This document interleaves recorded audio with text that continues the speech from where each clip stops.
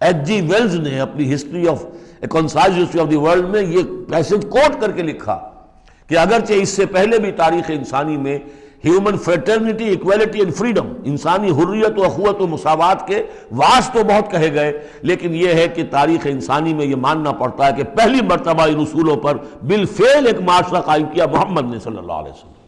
حالانکہ دشمن ہے، اس نے حضور کی سیرت پر حملے کیے ہیں بالکل وہی اسی طرح کے جیسے رشدی نے کیے ہیں۔ رشدی نے ذرا انداز اور زیادہ گھناؤنا استعمال کیا، چونکہ وہ تو فکشن اس نے ایک طور سے بنائی ہے، لیکن اس نے وہ تاریخ لکھ رہا تھا تو اس طرح کا انداز تو نہیں ہے، لیکن باتیں وہی کہی ہیں۔ اس کے باوجود اس بات کو ماننے پر مجبور ہو گیا کہ یہ ماننا پڑتا ہے کہ پہلی مرتبہ for the first time in history he established a society based on these principles of human fraternity, equality and freedom۔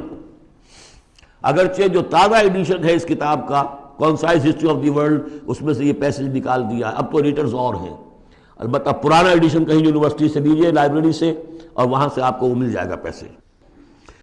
الاعراب آمنا، اب ایک اور بہت اہم بات آ گئی۔ اسلامی معاشرہ اور اسلامی ریاست کی جو شہریت ہے اس کی بنیاد کیا ہے؟ ایمان یا اسلام؟ ایمان تو دل میں ہے، چھپی ہوئی شے ہے، ویریفائبل نہیں ہے یا نہیں ہے، کیسے معلوم ہوگا؟ دنیا میں جو آپ کو قانون بنانا ہے، دنیا میں جو معاشرہ بنانا ہے، دنیا میں جو ریاست بنانی ہے، اس میں کون شامل ہوگا؟ اس کی ساری بنیاد اسلام پر ہے، ایمان پر نہیں ہے۔ لیکن آخرت میں سارا دار و مدار ایمان پر ہے، اسلام پر نہیں ہے۔ آپ جو ہے یہاں کی ابھی سینسس ہوگا آپ کے ملک میں، آپ مسلم لکھا ہوا ہے آپ کے خانے میں مسلم، لیکن یہ کہ اس کی بنا پر اللہ کے ہاں چھوٹ نہیں ہو جائے گی، اللہ دیکھے گا ایمان بھی تھا کہ نہیں۔ ان اللہ لا ينظر الى صورکم ولا الى اموالکم ولکن ينظر الى قلوبکم واعمالکم، اللہ تمہاری صورتوں اور اموال کو نہیں دیکھتا، تمہارے دلوں اور اعمال کو دیکھتا ہے۔ تو یہ جو ایمان اور اسلام کا فرق ہے، اسلامی ریاست اسلامی معاشرے کی اس بحث میں اہم ترین ہے، اس کی بنیاد ایمان پر نہیں ہے، اسلام پر ہے۔ اس کے لیے بیان کیا کیا؟ قالت الاعراب آمنا، یہ بدو کہہ رہے ہیں ہم ایمان لے آئے۔ قل لم تؤمنوا، اے نبی ان سے کہہ دیجئے تم ہرگز ایمان نہیں لائے ہو۔ لم تؤمنوا ہے، یہ نفی جہاد باللم ہو رہی ہے، فعل مضارع پر لم لا کر تاکید ہو جاتی ہے۔ ما آمنتم نہیں، لم تؤمنوا، تم ہرگز ایمان نہیں لائے ہو، ولکن قولوا اسلمنا، یوں کہو کہ ہم اسلام لے آئے ہیں، ہم مسلمان ہو گئے، ہم نے اطاعت قبول کر لی۔ ولما يدخل الايمان في قلوبكم، ابھی تک ایمان تمہارے دلوں میں داخل نہیں ہوا۔ وَإِن تُطِيعُوا اللَّهَ وَرَسُولَهُ، لیکن اگر تم اللہ اور اس کے رسول کی اطاعت کرتے رہو گے، لا يَلِدْكُم مِّنْ أَعْمَالِكُمْ شَيْئًا، اللہ تعالیٰ تمہارے اعمال میں سے کوئی کمی نہیں کرے گا۔ ان اللہ غفور الرحیم، اللہ غفور الرحیم ہے۔ یعنی قانون تو یہی بنتا ہے، اصول تو یہ بنتا ہے، جب تک ایمان دل میں نہ ہو تو کسی کا کوئی عمل قبول نہ ہو۔ لیکن اللہ غفور ہے، رحیم ہے، اس کی شان غفاری اور اس کی شان رحیمی کے صدقے سے اللہ نے تمہیں یہ رعایت دی ہے کہ اگر نفاق نہ ہو، چاہے ایمان ابھی دل کے اندر راسخ نہیں ہے، لیکن اللہ اور اس کے رسول کی اطاعت کرتے رہو، اگرچہ یہ اطاعت ہوگی total obedience, partial obedience is no obedience, it has to be total. ادخلوا فی السلم کافہ، اسلام میں بھی جزوی داخلہ جو ہے قبول نہیں ہے، پورا کا پورا ہمہ تن سموچے۔ لیکن بہرحال اسلام تو یہ ہے۔ اب اگر تم جاننا چاہو کہ مومن کسے کہتے ہیں تو سن لو، اس کی ڈیفینیشن یہ آ گئی۔ اب یہ میں نے سورہ انفال کے دوران بھی اس کو وضاحت کیا تھا کہ اس کے دو حصے جو اس ڈیفینیشن کے، سورہ انفال میں دوسری آیت، دوسری تیسری، اور ادھر آخر سے پہلی آیت جو ہے اس میں ان کو دونوں کو علیحدہ کر دیا گیا۔ یہ ہے گویا کہ comprehensive definition of a مومن۔ Who is a مومن؟ انما المؤمنون الذين آمنوا بالله ورسوله ثم لم يرتابوا، مومن تو بس صرف وہ ہے جو ایمان لائے اللہ پر اور اس کے رسول پر، پھر شک میں ہرگز نہیں پڑے۔ لم يرتابوا، پھر وہی جہاد میں لم، ہرگز کوئی شک نہیں پیدا کیا، یعنی یقین بن گیا، ایمان دل کے اندر راسخ ہو گیا۔ جیسے کہ فرمایا صحابہ کرام کے بارے میں، وَلَٰكِنَّ اللَّهَ حَبَّبَ إِلَيْكُمُ الْإِيمَانَ وَزَيَّنَهُ فِي قُلُوبِكُمْ، تمہارے دلوں میں کھما دیا اس نے۔ جب تک ایمان دل میں داخل نہیں ہوا، دل میں راسخ نہیں ہوا، صرف زبان پر ہے آمنت باللہ وملائکتہ وکتبہ ورسلہ، یہ اسلام ہے۔ بنی الاسلام علی خمس، اس میں یقین قلبی شامل نہیں ہے۔ شہادت اللہ الہ الا اللہ وان محمد رسول اللہ، زبان سے گواہی کہ اللہ کے سوا کوئی معبود نہیں اور محمد اللہ کے رسول ہے، وإقام الصلاۃ وإیتاء الزکوٰۃ وصوم رمضان وحج البیت۔ اس لیے کہ ایمان ذرا کسی اور شے کا نام ہے۔ وہ ایمان کیا ہے؟ اس کے دو حصے کر دیے۔ اب یہ اس شہادت سے نیچے یقین قلبی والی بات ایڈ ہو جائے اور ادھر عمل میں جہاد ایڈ ہو جائے تو 7 چیزیں ہوں گی تو اب یہ مومن شمار ہوگا۔ 5 چیزیں تو اسلام وہ تو ہونی ہے، مومن جو ہے وہ مسلم تو ہوگا ہی لا محالہ، لیکن اس سے اوپر کی منزل ہے تو 2 چیزیں اور بڑھ جائیں گی۔ وہ کیا ہے؟ انما المؤمنون الذين آمنوا بالله ورسوله ثم لم يرتابوا وجاهدوا باموالهم وانفسهم في سبيل الله، اور جہاد کریں اپنے مالوں کے ساتھ اور اپنی جانوں کے ساتھ اللہ کی راہ میں۔ اولئک هم الصادقون، یہ لوگ ہیں جو سچے ہیں، دعوی ایمان میں سچے ہیں۔ کہنا آسان ہے آمنت باللہ وملائکتہ وکتبہ، لیکن واقعتاً ایمان ہے یا نہیں اس کا جائزہ لے لو۔ جیسا کہ میں نے عرض کیا، باطل کے نظام کے تحت زندگی گزارتے ہوئے اگر اس کو ذہناً قبول کیا ہوا ہے، اس کی چاکری کر رہے ہیں، اسی کی خدمت کر رہے ہیں اور اپنی توانائیاں صرف کر رہے ہیں اسی نظام کے تحت پھلنے اور پھیلنے اور پھولنے میں، زیادہ کمائیں، زیادہ بڑے گھر میں رہیں، زیادہ شاندار محل ہو، زیادہ ہماری کار لمبی ہو، ہمارا یہ ہو، ہمارا وہ ہو، سارا دن رات اور سارا خون پسینہ اسی کام کے لیے ہوا، وہ مومن نہیں ہو سکتا۔ غلبہ باطل کے تحت انڈر پروٹیسٹ رہنا پڑے گا، ایسے رہنا ہوگا جیسے کہ جیل میں انسان رہتا ہے۔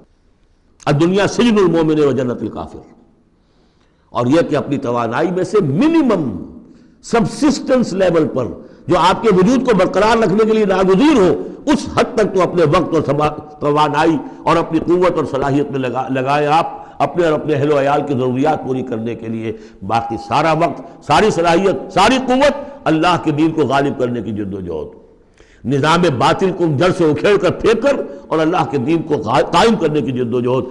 اگر یہ نہیں ہے، اگر یہ نہیں تو بابا پھر سب کہانیاں ہیں، پھر یہ اسلام کا دعویٰ ہے۔ اسلام تو ہے، مانے گے تم دنیا میں تم مسلمان عورت سے شادی کر سکتے ہو، مسلمان باپ کی وراثت تمہیں مل جائے گی، قانونی حقوق سارے تمہارے مسلمانوں کے ہوں گے، اسلامی ریاست میں تم مکمل شہری شمار ہو جاؤ گے، لیکن مومن شمار نہیں ہوگے اللہ کے ہاں۔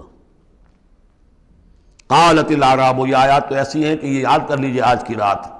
قالت الاعراب آمنا قل لم تؤمنوا ولكن قولوا اسلمنا، معلوم ہوا علیحدہ کر دیا ہے، بالکل واحد مقام ہے یہ قرآن مجید کا جس میں اسلام اور ایمان کو یوں کر دیا علیحدہ، کہ ایک گروہ ایسا بھی تھا جس کے بارے میں کہا گیا ایمان تمہارے دلوں میں تاحال داخل نہیں ہوا۔ البتہ اس آیت سے بعض لوگوں کو یہ مغالطہ ہو جاتا ہے کہ یہ منافقین کی بات نہیں ہے، اس لیے کہ منافقین کا تو کوئی عمل قبول نہیں اللہ کے ہاں۔ یہاں کہا جا رہا ہے کہ اگر تم اللہ اور اس کے رسول کی اطاعت کرتے رہو گے اللہ تمہارے اعمال میں کوئی کمی نہیں کرے گا۔ تاریخی پس منظر سمجھ لیجئے، جب اللہ تعالیٰ نے عرب میں حضور کو غلبہ عطا کر دیا،